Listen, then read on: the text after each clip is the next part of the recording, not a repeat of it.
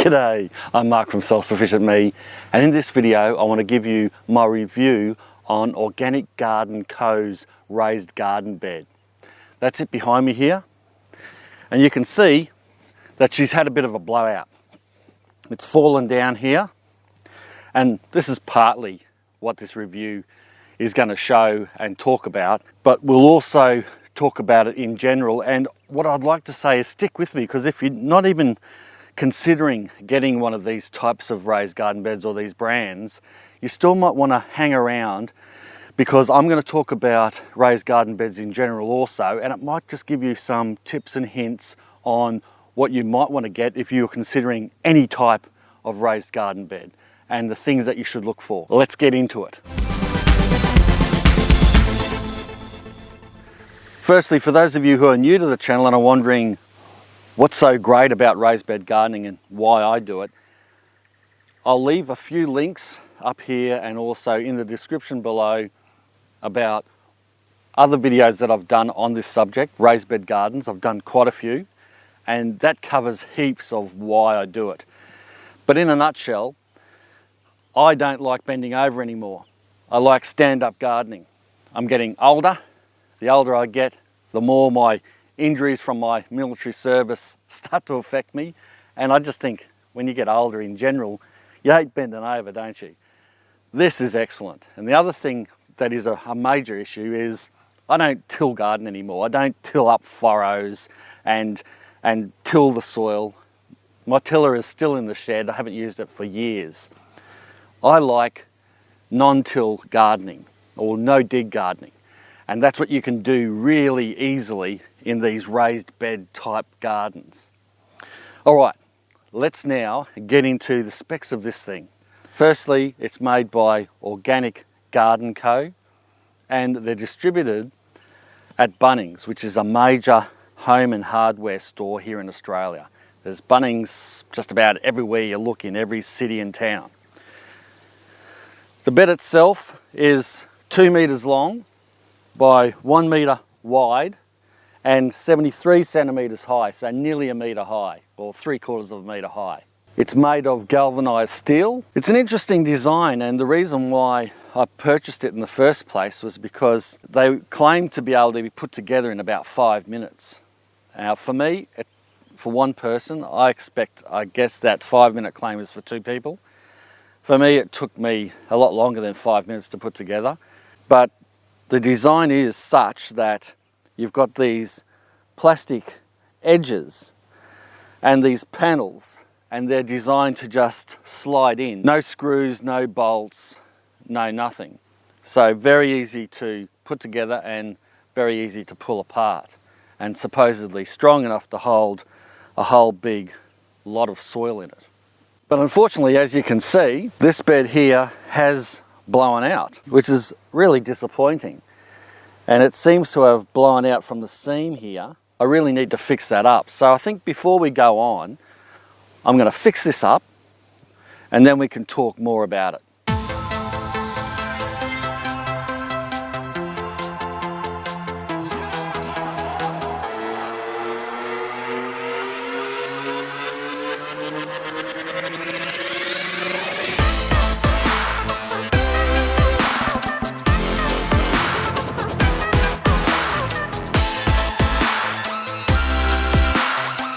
Now I've made this bed into a hugelkultur bed, meaning that there's not just dirt in this raised garden bed.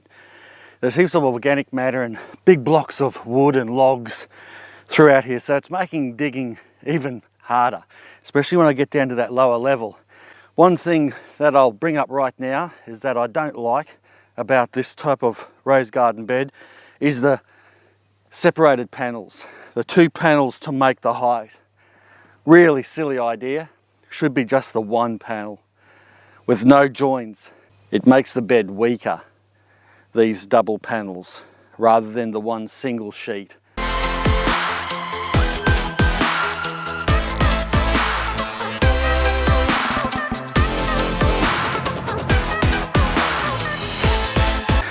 Let's see how we go. I've dug out as much as I can. Now the way these are supposed to be put together is You're supposed to slide the panels in together already overlapped by at least one round or one rim.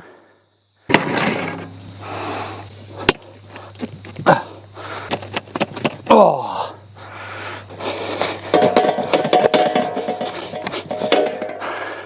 She's been in here a while.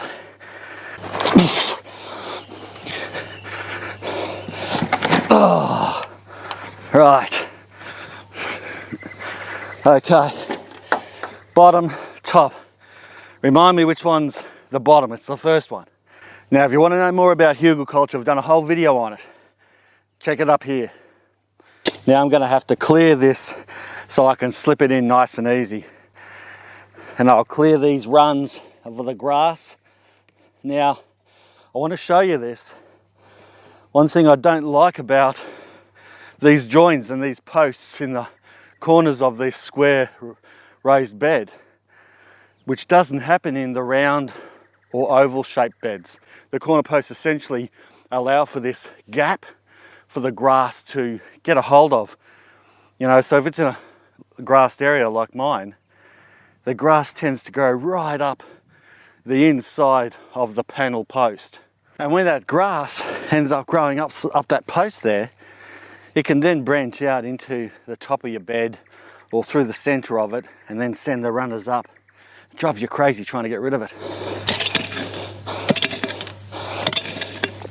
Gosh, it's hot, I can tell you. It's unbelievably hot. Yeah, you can see how that's not even reaching. Over time, the bed has moved. So what I'm going to have to do is bring it in a bit. But see, that shouldn't happen. That's the problem. The bed can actually be pulled out, can't it? It shouldn't be able to move outwards or sideways and pull those sides away from each other. That's a real design flaw.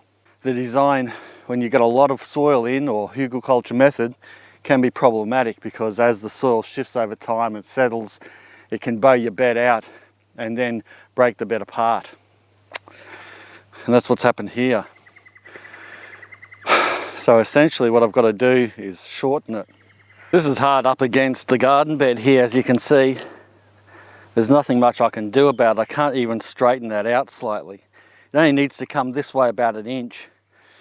So what I'm going to do is I'm going to drive a wedge in. This is just a garden stake. I'm going to wedge that in down here and hopefully move the bed out this way, that inch or so.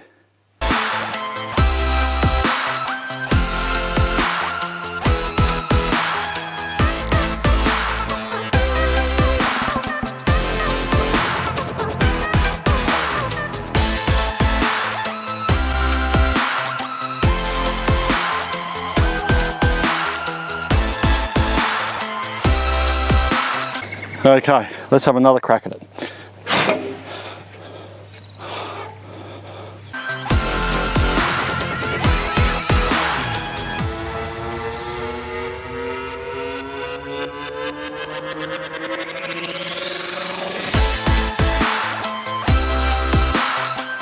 Well, I'll fill it back in and then we'll have a final chat about the pros and cons and if I would buy this again, and then we'll wrap it up.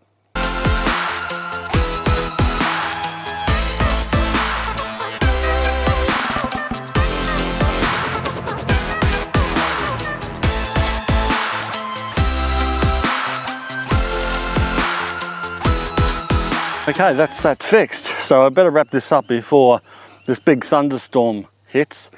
Typical subtropics. Hot all day and then it rains, which is much welcomed. Hurry up and hammer down, but not before I finish this off. I'm going to top that up with some extra compost and mulch and soil, but for now, the job's done.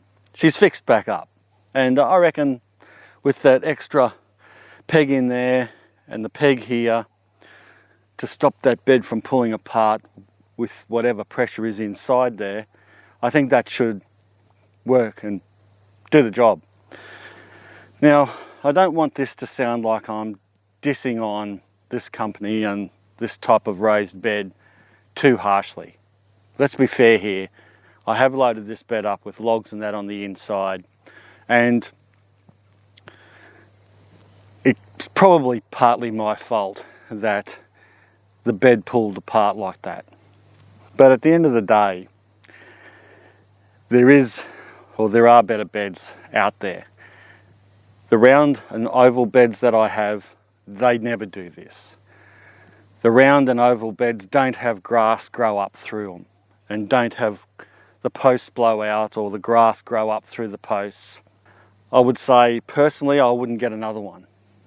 But I'm going to keep these. I mean, they cost a few $100s each, and I've got one here and one on the other side. If I was going to get this type of bed again, I would get the ones that are rectangular shapes, have the corner posts, but those posts, instead of just sliding in with your panel and having a cap on top, they actually screw in or bolt in to the panel itself. That way they're not going to pull apart no matter what. Of course, make sure they're good galvanized or stainless steel bolts and that, so they don't rust out on you. What I do like about this bed is that it is pretty easy to set up, and it is easy to pull apart. And I have had to pull apart one of my small ones and put it into another spot, so I was glad that I could pull it apart easy and quickly move it. So it is a good thing. And perhaps if you're just using nice fluffy potty mix or soil and the bed is only maybe 2 feet high instead of 3, perhaps that would be fine, that type of bed for you. They hold a lot. You can put a lot of veggies in this bed. So there are good points to this raised garden bed. Anyway, that's my review on the Organic Garden Co bed. Thanks a lot for watching. If you've got any questions or comments you'd like to make, whack them down below. Don't forget to subscribe if you haven't already, and give a nice big green thumbs up. Bye for now.